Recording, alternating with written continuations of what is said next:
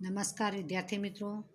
अभी हम भारत विज्ञान टेक्नोलॉजी क्षेत्र में जो अपना योगदान दिया है उसमें हमने धातु विद्या के बारे में देखा और रसायन शास्त्र के बारे में देखा। अभी हम देखेंगे वैदिक विद्या, शल्य चिकित्सा। आप ये जानते होंगे कि ये मेडिकल साइंस की जो पद्धतियाँ है, एक यूनानी पद्धति है, एक आयुर्वेदिक है और होम्योपैथिक है और एलोपैथिक है। तो एलोपैथिक में ही ये शल्य चिकित्सा होती है, तो वो हमारे देश में प्राचीन काल से ही होती थी, जिसके बारे में हम चर्चा करेंगे कि प्राचीन काल से भारत ने वैदिक विद्या और शल्य चिकित्सा के क्षेत्र में अभूतपूर्व सिद्धि प्राप्त की है। वैदिक विद्या भी में भी और शल्य चिकित्सा में भी। और भारतीय वैदिक शास्त्र के महान प्रणेता, ये नाम आपको याद रखने, महर्षि चरक, महर्षि सुश्रुत तथा वाग्भट ने अपने संशोधनों से वैदिक शास्त्र में उच्चतम शिखर प्राप्त किए।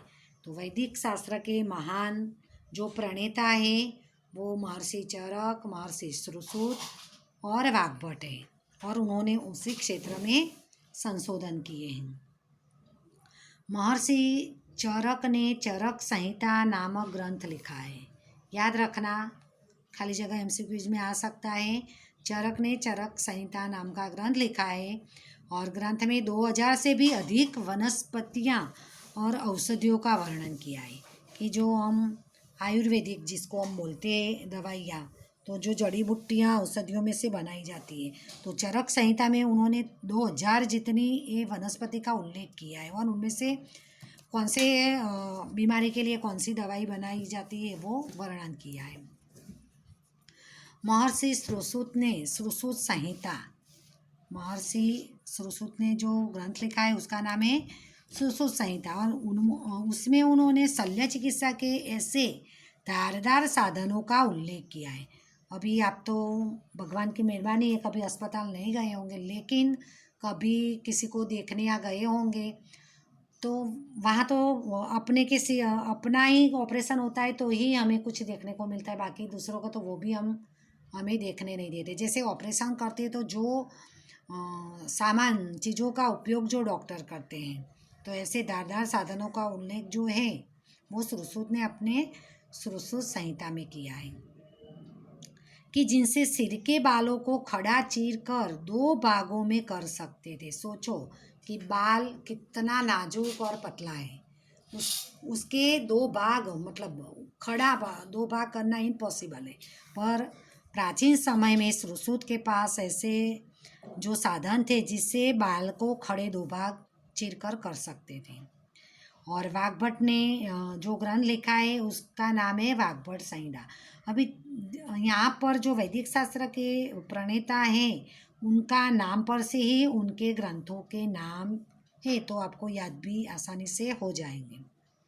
चरक संहिता चरक ने लिखी, सुश्रुत संहिता सुश्रुत ने लिखी और वाग्भट संहिता वाग्भट ने लिखी। ये तीनों ग्रंथ प्रत्येक वैद्य के लिए अत्यंत उपयोगी है। पहले के समय में डॉक्टर नहीं बोलते थे, वैद्य बोलते थे, तो दरेक के लिए ये उपयोगी है। प्राचीन भारत के हिंदुओं के औषधिक शास्त्र में खनिज, हमारे जो हिंदुओं का जो औषधिक शास्त्र यानी दवाइयाँ किस प्रकार बनाई जाती है, तो उसमें खनिज, वनस्पति और प्राणी औषधियों का विशाल संग्रह शामिल है कि जो दवाइयाँ बनाई जाती थी वो खनिजों में से, वनस्पति में से, प्राणियों में से बनाई जाती थी, उसका संग्रह किया हुआ है। दवा बनाने की बारीक विधियों के साथ दवाओं का वर्गीकरण तथा दवा के उपयोग हेतु सूचनाएं दी गई है। हमारे जो औषधि शास्त्र है उसमें किसमें से कौन सी दवा किस तरह बनाई जाती है, उसका उपयोग क्या है, वो सारा उसमें सूचना बारीकाई से दी गई है।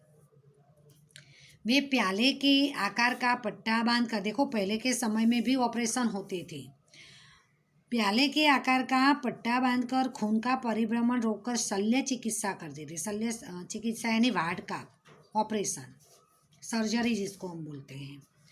तो खून को रोकने के लिए वो क्या करते थे, उस समय प्याले आकार का पट्टा बांध देते थे, इसीलिए खून रोक देते थे, बाद में ऑपरेशन करते थे, नहीं तो ऑपरेशन करे तो खून सारा शरीर का बह जाए। अभी कौन कौन से ऑपरेशन होते थे तो याद रखना, पेडू, मूत्राशय, हार्निया, मोतिया, पथरी, ये मोतिया आँखों का होता है, पथरी, बगंदर आदि की शल्य चिकित्सा कर सकते थे, यानी आदि के सबके ऑपरेशन होते थे। टूटी हड्डियों को व्यवस्थित कर सकते थे। अभी हमारे यहाँ होता है ना, हड्डी टूट जाती है या फ्रैक्चर होता है तो उसको हम ऑर्थोपेडिक के पास जाते हैं और वो ऑपरेशन करके सही करता है। तो प्राचीन समय में भी ये टूटी हुई हड्डियों का ऑपरेशन होते थे और शरीर में प्रविष्ट बाहरी पदार्थों को कुशलतापूर्वक बाहर निकाल सकते थे। कोई बाहर का मतलब कोई पदार्थ शरीर में प्रवेश जाता है। यहाँ हमने कई बार देखा किसी के कोई शरीर के भाग में लोखंड का सलिया घुस जाता है या कोई लोहे की चीज़ या कोई सामान ऐसे निगलने में आ जाता है, तो ऐसी चीज़ों को पहले के समय में भी निकाल सकते थे। टूटे हुए कान या नाक की चिकित्सा और प्लास्टिक सर्जरी भी जानते थे। आपने कई सीरियल पिक्चर देखते हैं, प्लास्टिक सर्जरी उसमें करते हैं, तो वो आज नहीं, प्राचीन काल से ही हमारे देश में होती थी। मोम के पूतने या मृत शरीर की शल्य चिकित्सा द्वारा विद्यार्थियों को प्रत्यक्ष ज्ञान भी देते थे। अभी जो पढ़ाई में सिलेबस में ये चीज़ आती थी कि शल्य चिकित्सा किस प्रकार होती है, तो मोम का पुतला बनाते थे या कोई मृत शरीर हो उस पर शल्य चिकित्सा यानी सर्जरी करके विद्यार्थियों को प्रत्यक्ष प्रैक्टिकल दिखाया जाता था। प्रसूति के समय के कठिन ऑपरेशन से भी, यानी जब औरत की डिलीवरी होती है उस समय के ऑपरेशन भी उस समय के करते थे और उसी तरह वे स्त्री और बाल रोगों के विशेषज्ञ थे। यानी स्त्री को ये डिलीवरी यानी प्रेगनेंसी के दरमियान आने वाले जो प्रॉब्लम है, वो सारे बच्चे की जो बीमारियां हैं, तो वो तज्ञ भी उस समय थे। वे रोगों के कारणों और चिन्हों का वर्गीकरण करके उसका निदान करते थे। रोगों का कारण कि किसके कारण ये रोग हुआ, उसके चिन्ह कैसे, जैसे कि हमारा अभी कोरोना चल रहा है तो चिन्ह बता देना आपको कि सर्दी, गले में दुखना, खांसी होना, तो वगैरह वगैरह, तो वो उसके चिन्ह हैं। और कारण किस कारण होता है, तो ये तो हम सबको पता है कि ये छूने से होता है एक दूसरे को, तो उसका निदान बाद में उसका निदान भी बताते और रोग मिटाने के बाद परहेज रखवाते थे। यानी हमें डॉक्टर बताने कि आपको ये चीज़ खानी है, ये नहीं खानी है, तो वो परहेज तो उस समय भी करवाते थे। तो ये हमने देखा वैदिक विद्या। आपको सवाल आए कि प्राचीन समय में हमारे वैदिक विद्या का योगदान बताइए। वैदिक विद्या शल्य चिकित्सा दोनों एक ही चीज़ है, तो ये सारी चीज़ें उसमें आपको बतानी है। प्राचीन भारत में प्राणी रोगों का शास्त्र भी विकसित हुआ था।